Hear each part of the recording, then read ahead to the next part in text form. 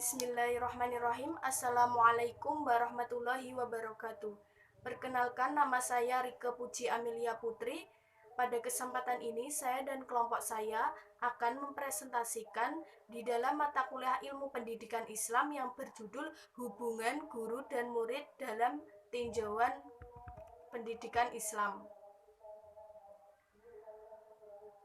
Maksud saya itu hubungan guru dan murid dalam tinjauan Islam.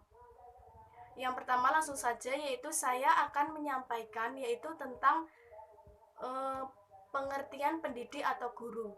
Pendidik secara etimologi ialah orang yang mendidik. Dalam konteks pendidikan Islam, pendidik yaitu diantaranya ada ustadz, mu'alim, murabi, mursyid, dan mudaris.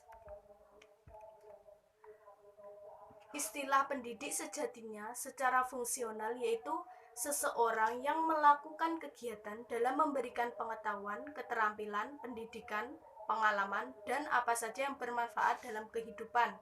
Biasanya seseorang itu memperoleh pendidikan di dalam 3 tempat. Yang pertama yaitu ada pada lingkungan keluarga atau informal, yang kedua pendidikan di sekolah atau formal, selanjutnya itu pendidikan di masyarakat atau non formal.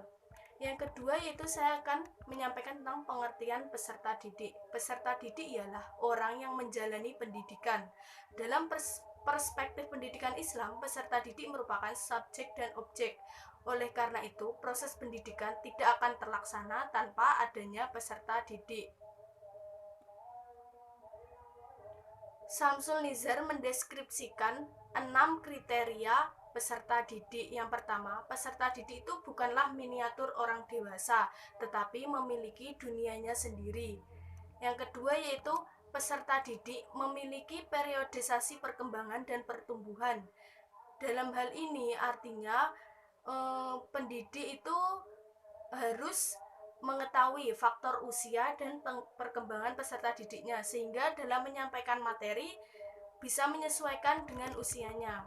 Yang ketiga yaitu peserta didik adalah manusia yang memiliki kebutuhan, baik yang menyangkut kebutuhan jasmani maupun kebutuhan rohani yang harus dipenuhi. Selanjutnya yaitu peserta didik adalah makhluk Allah yang memiliki perbedaan individu, baik oleh bawaan maupun lingkungan di mana ia berada. Yang kelima yaitu peserta didik merupakan 2 unsur jasmani dan rohani. Yang keenam, peserta didik adalah manusia yang memiliki fitrah yang dapat dikembangkan dan berkembang secara dinamis. Selanjutnya saya akan menyampaikan adab dan etika dan tanggung jawab guru terhadap murid dalam tinjauan pendidikan Islam. Yaitu pertama, etika guru dalam kegiatan pembelajaran menurut Imam Al-Ghazali dalam kitab Ihya Umuluddin. Yang pertama yaitu seorang guru harus memiliki rasa kasih sayang kepada murid dan memperlakukan seperti kepada anaknya sendiri.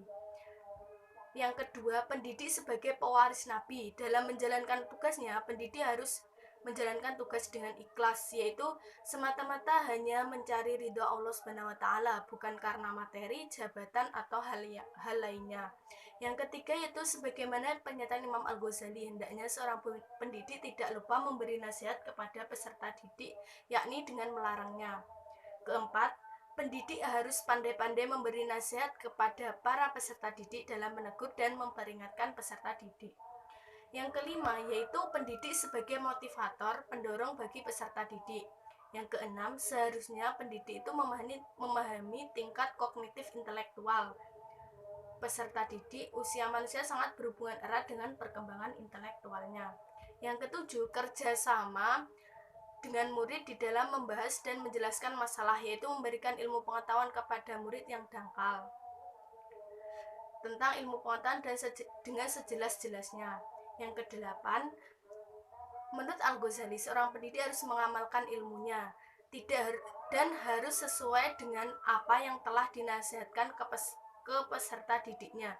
Jadi itu apa yang sudah diomongkan kepada peserta didik, itu seorang pendidik juga harus mengamalkan seperti itu. Selanjutnya yaitu etika interaksi guru terhadap murid menurut Syekh Abad Al-Samad Al-Falimbani. Yang pertama, seorang guru hendaknya memiliki sifat ihtimal, yakni menanggung dan menerima segala sesuatu yang datang dari murid, baik berupa pertanyaan yang menyusahkan guru. Yang kedua, seorang guru harus memiliki kasih sayang yang tinggi dalam segala urusan. Yang ketiga, seorang guru harus berwibawa dengan cara terhormat sambil menundukkan kepala dan melonggarkan pandangan. Yang keempat, seorang pendidik tidak boleh sombong kepada sesama manusia, kecuali kepada orang yang terang-terangan dolim sebagai peringatan larangan atas kezolimannya. Yang kelima, mendahulukan sifat tawadu di saat berkumpul dengan orang banyak supaya diikuti oleh mereka. Yang keenam, meninggalkan bermain-main, bercanda, dan bersenda gurau dengan orang banyak, terutama dengan muridnya. Yang ketujuh, berperangai dengan lemah lembut dan perkataan dan perbuatan menjadikan murid seperti anaknya. Yang kedelapan, memberikan perhatian lebih kepada murid yang bodoh di saat mengajar. Yang kesembilan, jangan menuntut gaji kepada murid dan mengajar karena Allah Subhanahu wa taala. Yang kesepuluh, tidak merasa segan dan malu untuk berkata, saya tidak tahu. Allah yang Maha Tahu jika suatu masalah belum dikuasai atau belum diketahuinya. Selanjutnya, saya akan menyampaikan tentang etika pendidik dalam Islam ketika di dalam proses pembelajaran. Yang pertama, suci dari hadas, merapikan diri dan memakai pakaian yang bagus. Yang kedua, menuju tempat mengajar, hendaknya ia mengingat Allah, menyampaikan salam. Selanjutnya, saya akan menyampaikan tentang etika pendidik dalam Islam ketika di dalam proses pembelajaran. Yang pertama yaitu harus suci dari hadas, merapikan diri dan memakai pakaian yang bagus. Yang kedua, menuju tempat belajar hendaknya ia mengingat Allah dan menyampaikan salam kepada yang hadir dan melakukan sholat 2 rakaat. Yang ketiga, hendaknya duduk di tempat yang bisa dilihat oleh semua orang yang hadir. Sebelum pelajaran, hendaknya membaca ayat-ayat Al-Quran agar berkah dan mendoakan diri sendiri serta kaum muslimin. Jika mengajar beberapa disiplin ilmu, maka hendaknya mengutamakan yang lebih penting. Yang keenam, ilmu atau pengajar mengatur suaranya agar dapat didengar oleh seluruh hadirin. Menjaga majelis agar tidak menjadi tempat senda gurau, kebisingan, atau perdebatan yang tidak penting. Yang kedelapan, mengingatkan orang yang berlebihan dalam berdebat atau bingung atau jelek tata krama, tidak mau menentang setelah ditemukan kebenaran. Yang kesembilan, seorang pendidik itu harus bersifat adil dalam memberikan pelajaran. Yang kesepuluh, menghargai sewajarnya kepada orang asing yang datang ketika proses belajar sedang berlangsung. Yang ke-11, mengakhiri pembelajaran dengan mengucapkan wallahu a'lam bishawab. Pengajar harus mengetahui keahlian dan mengajar bidang keahlian itu. Mungkin seperti itu yang dapat saya sampaikan. Untuk materi selanjutnya yaitu akan disampaikan oleh teman saya yang akan disampaikan oleh Mbak Saudari Nurin Fauziatul Akmala. Bismillahirrahmanirrahim. Di sini saya akan melanjutkan presentasi dari Mbak Rika. Saya akan membahas untuk yang ketiga yaitu adab dan etika guru terhadap murid dalam tinjauan pendidikan Islam. Yang pertama itu etika guru dalam kegiatan pembelajaran menurut Imam Al-Ghazali dalam kitabnya yaitu kitab Ihya Ulumuddin. Itu ada beberapa, ya diantaranya yang pertama itu guru harus memiliki rasa kasih sayang kepada murid dan memperlakukannya seperti anaknya sendiri. Dalam hal ini guru berperan sebagai penyelamat murid dari neraka akhirat dan orang tua hanya sebagai tempat lahirnya mereka di dunia ini. Untuk yang kedua yaitu pendidik sebagai pewaris Nabi dalam menjalankan tugasnya. Jadi guru dalam mengajar itu harus dengan rasa ikhlas mencari kedekatan diri kepada Allah, bukan mengajar materi. Jadi para pendidik itu harus bisa membimbing peserta didiknya agar mereka belajar bukan karena ijazah, bukan karena harta, jabatan dan lain sebagainya, tapi semata-mata hanya karena Allah Subhanahu wa taala. Dan untuk yang ketiga yaitu pendidik harus bisa memberi nasihat kepada peserta didiknya. Jadi harus pandai-pandai memberi nasihat kepada peserta didiknya. Lalu yang selanjutnya yang keempat yaitu pendidik sebagai motivator atau pendorong bagi peserta didiknya agar peserta didik tersebut memiliki semangat dalam belajar untuk mencapai apa yang dia cita-citakan. Nah itu diantaranya tadi menurut Imam Al-Ghazali. Dan untuk yang kedua yaitu menurut Syekh Abdus Somad Al-Falimbani. Nah, menurut Abdul Somad Al-Falembani ini etika guru penting daripada faktor yang lain. Jadi beliau mengungkapkan bahwasanya faktor etika itu lebih penting daripada yang lainnya. Beliau itu mengatakan atau menyimpulkan bahwasanya hakikat guru itu tidak cukup sebagai sarana untuk mentransfer ilmu, tapi guru itu lebih mengedepankan kepada pembentukan akhlak mulia serta suri tauladan yang baik bagi peserta didik, yaitu etika pendidik dalam Islam ketika di dalam proses pembelajaran. Nah, menurut Ibnu Jamaah, seorang pendidikan Islam, misalkan ada 12. Ya, 12 itu diantaranya, yang pertama itu suci dari hadas. Yang kedua, ketika menuju tempat mengajar itu hendaknya selalu mengingat Allah, menyampaikan salam kepada yang hadir dan melakukan sholat 2 rakaat. Untuk yang ketiga yaitu duduk di tempat yang bisa dilihat oleh semua orang yang hadir. Jadi di tempat yang terlihat ya, jangan sembunyi-sembunyi, karena kan kita mau menyampaikan pelajaran, mau menyampaikan suatu ilmu. Yang selanjutnya yaitu sebelum pembelajaran hendaknya membaca ayat-ayat Al-Quran agar berkah dan mendoakan dan berdoa bisa dengan Al-Fatihah atau lain sebagainya. Jika mengajar beberapa disiplin ilmu, maka hendaknya mengutamakan yang lebih penting, utamakan yang paling penting dulu. Terus selanjutnya yaitu harus bersifat adil dalam memberikan pelajaran. Dan yang selanjutnya mengakhiri pembelajaran dengan mengucapkan wallahu a'lam bishawab. Dan yang terakhir, pengajar harus mengetahui keahliannya dan mengajar pada bidang yang dalam bidang keahlian itu. Nah, untuk yang selanjutnya itu ada guru terhadap murid. Bagaimana ada guru terhadap murid? Nah, ketika mengajar atau mendidik itu harus diniatkan untuk mendapatkan keridhaan Allah, menyebarluaskan ilmu, menghidupkan atau membumikan syariat. Yang kedua yaitu meskipun murid tidak memiliki niat tidak ikhlas, kita tidak boleh berhenti atau menolak untuk mengajarinya. Yang selanjutnya, guru harus memotivasi muridnya tentang keutamaan ilmu dan kemudian proses pencarian pada setiap waktu.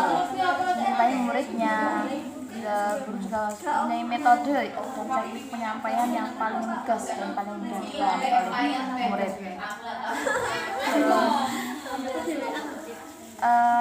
Hendaknya selalu berusaha untuk membantu murid. Jadi ketika ada murid yang kesusahan dalam memahami ataupun murid kesusahan dalam mencari ilmu, nah dari guru harus bisa membantu. Terus yang terakhir, guru harus memiliki sikap rendah hati dan lemah lembut, seperti itu. Nah, untuk yang selanjutnya pembahasan poin keempat yaitu adab dan etika murid terhadap guru dalam tinjauan pendidikan. Misalnya tadi guru kepada murid, dan ini kebalikannya murid terhadap guru. Ada 2 pola sikap, yaitu pola ketaatan dan pola kasih sayang. Pola ketaatan di sini seperti contohnya kita menjadi amarah guru, taat pada perintahnya dan lain sebagainya, itu termasuk taat kepada guru. Dan ketaatan siswa terhadap guru itu membawa berkah tersendiri dalam proses pencarian ilmu. Untuk yang kedua itu pola kasih sayang. Menurut Ibnu Mashkaweh, kewajiban cinta siswa terhadap guru berada di antara cinta kepada Allah dan cinta kepada kedua orang tuanya, karena guru merupakan penyebab eksistensi hakiki kita dan penyebab kita memperoleh kebahagiaan sempurna. Nah, mungkin itu yang dapat saya sampaikan. Nanti akan dilanjutkan teman saya yang satunya dalam tinjauan pendidikan. Misalnya tadi guru kepada murid, dan ini kebalikannya murid terhadap guru. Ada 2 pola sikap, yaitu pola ketaatan dan pola kasih sayang. Pola ketaatan di sini seperti contohnya kita menjadi amarah guru, taat pada perintahnya dan lain sebagainya, itu termasuk taat kepada guru. Dan ketaatan siswa terhadap guru itu membawa berkah tersendiri dalam proses pencarian ilmu. Untuk yang kedua itu pola kasih sayang. Menurut Memaskawai kewajiban cinta siswa terhadap guru berada di antara cinta kepada Allah dan cinta kepada kedua orang tuanya, karena guru merupakan penyebab eksistensi hakiki kita dan penyebab kita memperoleh kebahagiaan sempurna. Nah, mungkin itu yang dapat saya sampaikan. Nanti akan berganti teman saya yang satunya. Terima kasih. Bismillahirrahmanirrahim. Assalamualaikum warahmatullahi wabarakatuh. Di sini dengan saya Ridwan Manatur Rahim. Di sini saya akan melanjutkan pembahasan materi mengenai etika dan adab terhadap guru ya. Jadi di sini saya akan menjelaskan mengenai etika peserta didik kepada gurunya menurut pandangan dari Syekh Abdul As-Somad Al-Palimbani. Jadi sebelum memasuki materi mengenai etika dari pandangan beliau, sebenarnya saya akan menjelaskan sedikit siapa itu Syekh Abdul Somad Al-Palimbani. Jadi Syekh Abdul Somad Al-Palimbani itu merupakan ulama karismatik dari Indonesia ya. Beliau termasuk ulama yang masyhur ya, terkenal dari ujung Indonesia, termasuk dari Palembang. Beliau dari Palembang. Beliau lahir dan besar di Palembang. Beliau lahir tahun 1704 Masehi hingga wafat pada tahun 1789 Masehi pada usia 85 tahun. Jadi menurut sumber nama asli beliau itu ada tiga, maksud saya ada tiga pendapat ya. Pertama yaitu Abdul Somad Al-Jawi Al-Palimbani. Yang kedua itu yang diungkapkan oleh Profesor Azumati Azra. Beliau merupakan rektor dari Universitas Islam Negeri Jakarta. Itu dalam bukunya disebutkan nama aslinya adalah Abdul Somad bin Abdullah Al-Jawi Al-Palimbani. Ketika itu Sayyid As-Somad bin Abdurrahman Al-Palimbani. Jadi beliau termasuk ulama yang terkenal, sangat ilmuannya. Beliau berguru itu di Mekah ya. Beliau berguru di Mekah bersama dengan ulama-ulama asal Indonesia yang lain seperti Syekh Arsyad Al-Banjari dan terus Al-Fatan, apa itu namanya, pokoknya masih banyak lagi lah ya ulama yang belajar bersama beliau di Mekah. Lalu beliau termasuk keturunan Arab dari jalur ayah. Beliau masih keturunan bangsa orang Arab dan jalur ayah. Oke, langsung saja ke materi, yaitu etika peserta didik terhadap guru menurut pandangan dari Syekh Abdul Somad Al-Palimbani. Jadi ada beberapa yang beliau ungkapkan mengenai etika-etika atau adab siswa kepada guru atau peserta didik. Pertama adalah memulai memberi salam dan meminta izin kepada guru. Dua, sedikit berbicara di depan guru, tidak berbicara selama tidak ditanya oleh gurunya, tidak menanyakan sesuatu sebelum minta izin kepada gurunya. Nah, yang kelima, tidak mengkontradisikan pendapat gurunya dengan pendapat orang lain. Yang keenam, tidak menunjukkan pendapat yang berbeda dengan pendapat gurunya. Yang ketujuh, janganlah bertanya kepada teman di majlisnya. Jadi kita dilarang berbicara sendiri ya. Dan jangan tertawa ketika berbicara di depannya. Jadi kita harus menjaga adab kita di depan guru kita. Itu harus sikap kita harus diperhatikan. Tidak menoleh ke kanan ke kiri. Lalu ketika berhadapan dengan beliau menundukkan pandangan. 9, tidak banyak bertanya kepada gurunya ketika guru kita atau yang memberi ilmu kita itu sedang sedih atau jenuh ya. Ke-10, apabila guru kita berdiri maka kita ikut berdiri. 11, tidak berburuk sangka terhadap perbuatan guru yang secara lahiriah. Jadi kita tidak boleh ada pikiran-pikiran yang kotor, pikiran-pikiran yang negative thinking terhadap guru kita. Kita harus menghindari hal tersebut. Jadi di dalam Islam itu sangat menekankan yang namanya adab, etika seorang murid, seorang santri, seorang siswa kepada gurunya.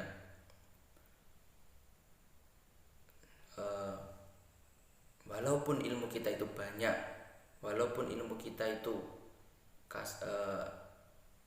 cinoro bahasa Jawanya itu sundul langit ya, sangat tinggi ilmu kita, tetapi ketika kita tidak memiliki adab, etika yang baik, maka ilmu kita yang kita peroleh, kita dapat sebanyak itu akan sia-sia. Karena barokahnya ilmu kita itu adalah atas ridho dari guru kita. Jadi penting sekali kita itu menekankan adab, etika ya sebelum ilmu. Jadi walaupun ilmu kita banyak, tapi adab, etika kita sedikit, ya percuma ya. Yang dinilai ya dari guru kita itu bukan banyaknya ilmu, bukan pintarnya kita, tapi etika kita, perilaku kita terhadap beliau. Insya Allah kalau guru kita ridho, guru kita ikhlas, insya Allah ilmu yang kita peroleh, ilmu yang dapat itu akan jadi barokah, seperti itu. Dari pengertian di atas, dari pengertian yang dipaparkan oleh Syekh Abdul Somad Al-Palimbani ya, dapat diambil inti, disimpulkan bahwa menghormati guru merupakan faktor terbesar dalam mendapatkan ilmu dari guru. Kunci kesuksesan kita itu juga dari ridhonya guru ya, faktor terbesarnya. Jadi belajar ya itu adalah sarana kita. Lalu dengan etika, adab adalah itu sebagai penunjang dari keberhasilan kita. Makanya di dalam dunia pesantren itu sangat betul-betul menekankan etika dan adab terhadap guru, ustadz, seperti itu. Nabi Muhammad SAW itu kan diutus di bumi ya. Dari riwayat mengatakan innamal bu'istu liutamimal makarimal akhlak. Semuanya aku Muhammad, Nabi Muhammad SAW itu diutus oleh Allah ke bumi itu untuk menyempurnakan akhlak. Jadi beliau Nabi Muhammad itu mengajarkan kepada umatnya ya. Mengajar kepada umatnya untuk apa?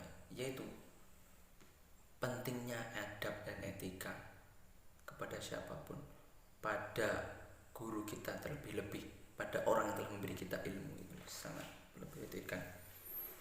Kan Imam Malik berkata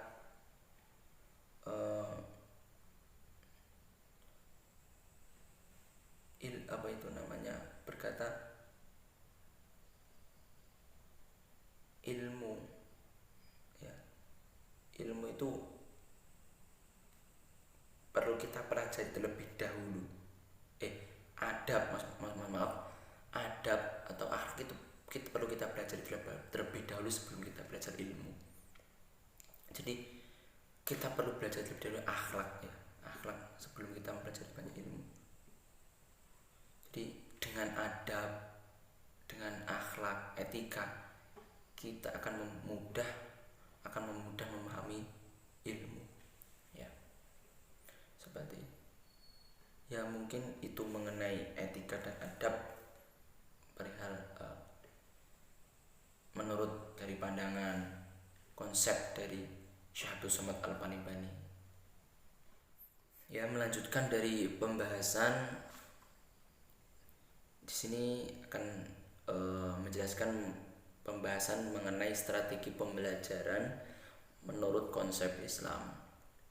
Jadi seorang guru itu perlu memperhatikan langkah-langkah pembelajaran yang akan dilakukan. Ya, ini sesuai dengan konsep Islam. Jadi ada beberapa strategi pembelajaran yang sesuai dengan konsep ajaran agama Islam. Jadi pertama itu proses belajar mengajar itu harus dilandasi dengan niat. Ya, niat karena Allah Subhanahu wa taala. Ya. Yang kedua, kita perlu meniatkan bahwasanya pembelajaran ini adalah bentuk ibadah kita. Ibadah seorang guru. Ketiga, harus saling memahami ketika dalam pembelajaran antara pendidik maupun peserta didik. Keempat, ya, antara peserta didik dan pendidik itu harus adanya ikatan komunikasi yang baik. Lalu kelima, konsep SBM, sistem belajar mengajar. Jadi harus dipahami betul ini ya, memerlukan kreativitas baik metodologi dan lain sebagainya. Jadi guru harus mempunyai strategi yang baik dalam pembelajaran. Yang keenam, guru harus mendidik sesuai dengan ketauladanan yang baik. Yang ketujuh, untuk memulai hasil yang maksimal maka dibutuhkan pembiasaan. Jadi ketika guru mengajar, ustadz mengajar itu harus istiqomah ya, dalam pembelajarannya. Harus sering masuk, tidak izin gitu. Jadi harus continue. Yang kedelapan, evaluasi yang baik. Jadi guru harus memiliki evaluasi terhadap dirinya maupun evaluasi terhadap siswa-siswanya. Ke-10, proses pembelajaran mengajar ya, baik itu mulai mengawali pembelajaran atau mengakhiri pembelajaran itu harus dibuka dan ditutup dengan doa. Setiap pembelajaran itu harus diawali dengan doa dan diakhiri dengan doa. Pembelajaran tersebut itu akan lebih manfaat, lebih barokah bila mana itu diawali dengan doa dan diakhiri dengan doa. Itu sesuai dengan konsep ajaran Islam. Mungkin itu saja yang dapat kami sampaikan. Kurang lebihnya kami mohon maaf. Ya, pasti banyak kurangnya dari kelompok kami ya. Saya mewakili dari kelompok kami. Mohon maaf yang sebesar-besarnya apabila makalah yang kami buat maupun isinya itu kurang. Kami mohon maaf yang sebesar-besarnya. Karena di sini kami juga masih belajar, teman-teman semua juga masih belajar. Ya, kita saling introspeksi diri lah, saling mengingatkan apabila ada teman yang keliru, apabila teman yang kurang pas, maka kita ingatkan. Ya, kita berlomba-lomba dalam kebaikan. Fastabiqul khairat ya di sini.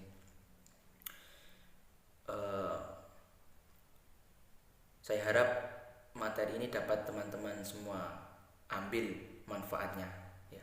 Amin. Kurang lebih itu mohon maaf. Akhirul kalam, wallahul muwaffiq ila aqwamit thoriq. Summa afa minkum. Assalamualaikum warahmatullahi wabarakatuh.